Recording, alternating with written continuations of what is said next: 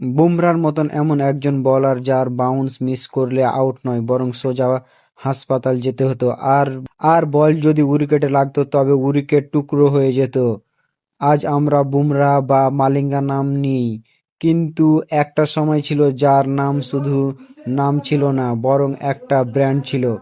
এই গল্পটা 1999 সালের এমসিজি স্টেডিয়ামের ভারত বনাম অস্ট্রেলিয়ার টেস্ট ম্যাচ ছিল, যখন তার প্রথম বলটা আসে। সেটির গতি এত বেশি ছিল যে ব্যাটসম্যান কিছুই বোঝার ওঠার আগেই প্যাভিলিয়নের পথ ধরেন।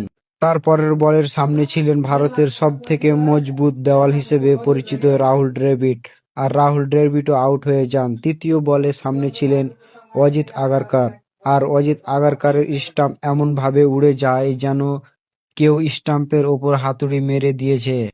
3 বলে 3 উইকেট। ওই দুবলা পাতলা ছেলেটা নিয়েছিল সারা পৃথিবীর সামনে সব থেকে ভয়ঙ্কর ব্যাটারদের উইকেট। যার ডেবিউ এত ভয়ানক তার ক্যারিয়ার কত ভয়ঙ্কর।